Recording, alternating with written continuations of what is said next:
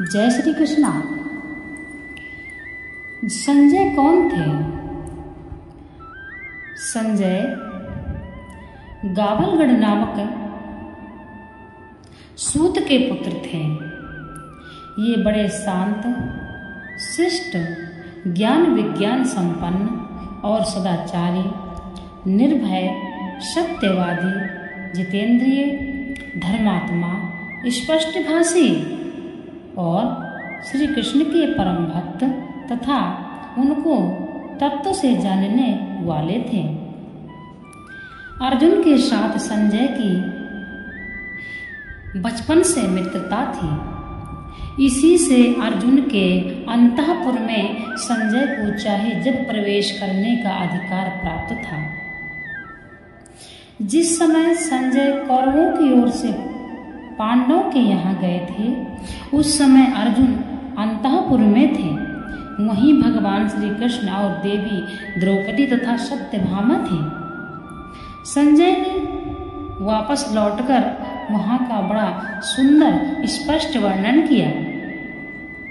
महाभारत युद्ध में भगवान वेद व्यास जी ने इनको दिव्य दृष्टि दी थी, जिसके प्रभाव से इन्होंने धृतराष्ट्र को युद्ध का सारा हाल सुनाया था। महर्षि व्यास जी, संजय, विदुर और भीष्म आदि कुछ ही ऐसे महानुभाव थे जो भगवान श्री कृष्ण के यथार्थ स्वरूप को पहचानते थे। धृतराष्ट्र के पूछने पर संजय ने कहा था कि मैं स्त्री, पुत्र आदि के मोह में पड़कर अविद्या का सेवन नहीं करता।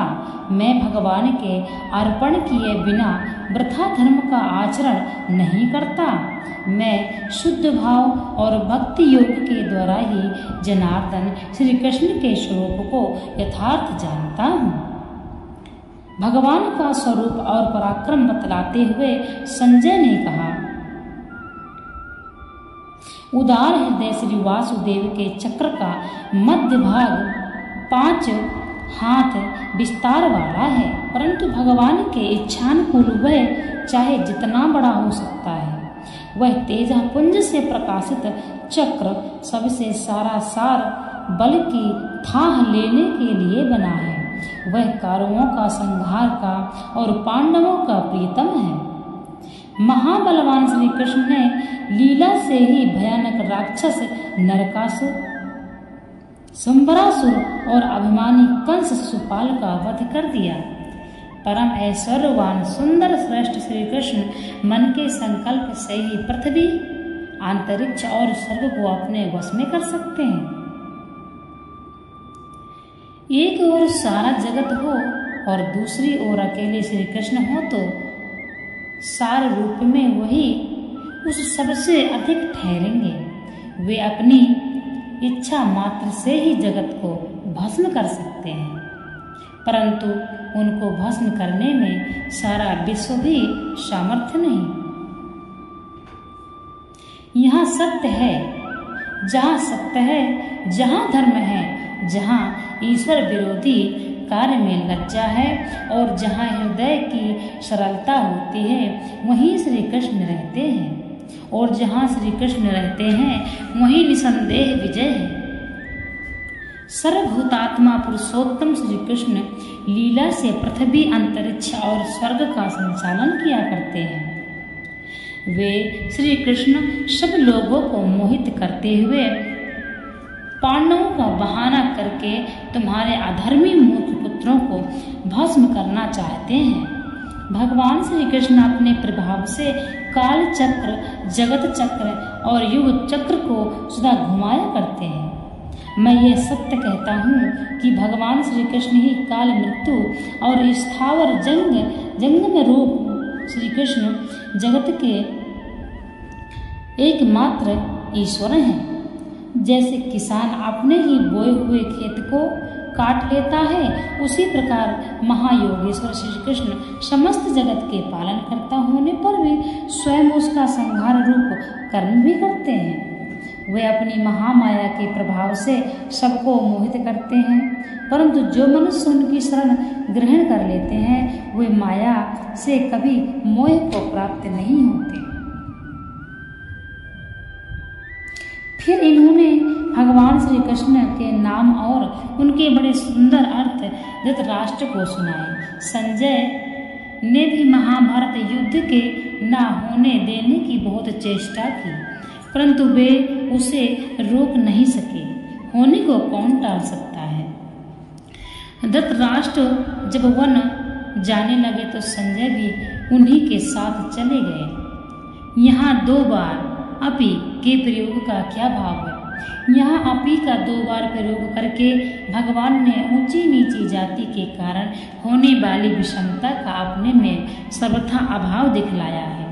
भगवान के कथन का यहाँ यह अभिप्राय प्रतीत होता है कि ब्राह्मण और क्षत्रियों की अपेक्षा हीन समझे जाने वाले स्त्री, वैश्य और शूद्र एवं उनसे भी हीन समझे जाने वाले चांडाल आदि कोई भी हो, मेरी उनमें भेद बुद्धि नहीं है। मेरी शरण होकर जो कोई भी मुझको भजते हैं उन्हीं को परम गति प्राप्त होती है।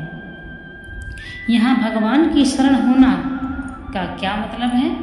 भगवान पर पूर्ण विश्वास करके 34वें श्लोक के कथनानुसार प्रेम पूर्वक सब प्रकार से भगवान की शरण हो जाना, अर्थात उनके प्रत्येक विधान में सदा संतुष्ट रहना, उनके नाम, रूप, गुण, लीला आदि का निरंतर श्रवण, कीर्तन और चिंतन करते रहना, उन्हीं को अपनी गति भरता अर्थात आदि मानना, श्रद्धा भक्ति पूर्वक उनका पूजन करना, उन्हें नमस्कार करना, उनकी आज्ञा का पालन करना और समस्त कर्म उन्हीं के समर्पण कर देना आदि भगवान की शरण है।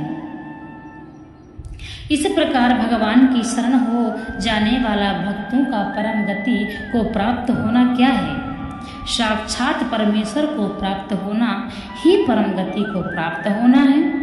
अभिप्राय यह है कि उपयुक्त प्रकार से भगवान की शरण ग्रहण कर लेने वाले स्त्री पुरुष किसी भी जाति के क्यों न हों, उनको भगवान की प्राप्ति अवश्य होती है। चाहे स्त्री हो, चाहे वैश्य हो, चाहे चंडाल हो। यहाँ तक बतलाया गया है कि जो व्यक्ति जिंदगी भर अपने बुरे कर्म करता है, यदि लास्ट में जीवन के अंत समय में भगवान की शरण पकड़ लेता है तो उसको भी भगवान मोक्ष देते हैं। इसलिए भगवान से जुड़े रहना चाहिए। भक्ति में सबको अधिकार प्राप्त है, इसीलिए सभी को भक्ति करना चाहिए। हीन जाति, छोटी जाति, ये सब भगवान कुछ नहीं मानते हैं। इस भगवान सभी को सिर्फ भाव को देखते हैं। यदि भाव है, भक्ति है, जिस व्यक्ति के अंदर सच्ची भक्ति है, उस व्यक्ति से महान कोई नहीं। उसका भगवान के हृदय में निवास होता है, चरणों में नहीं। जो व्यक्ति भगवान की पूजा पूरी श्रद्धा भावना से करते हैं तथा ईश्वर ही परिपूर्ण है, ऐसा भाव रखते हुए जो भगवान की भक्ति करते हैं, उनको भगवान अपने हृदय में स्थान देते हैं, अर्थात उनको भगवान मुक्ति अवश्य देते हैं। इसलिए जो भी भक्त हैं, जो भी भगवान को मानते हैं, हरि की पूजा करते हैं, अपने ईश्वर को मानते हैं, जीवों पर दया करते हैं, पुण्य और पाप में अंतर समझते हैं, वह व्यक्ति हमेशा भगवान की नज़रों में रहते हैं और भगवान उनकी हमेशा सहायता करते हैं। ऐसा व्यक्ति कभी किसी भी क्षेत्र में हारता नहीं है, हर क्षेत्र में विजय प्राप्त करता है, क्योंकि उस पर भगवान की असीम कृपा रहती है। जय श्री कृष्णा।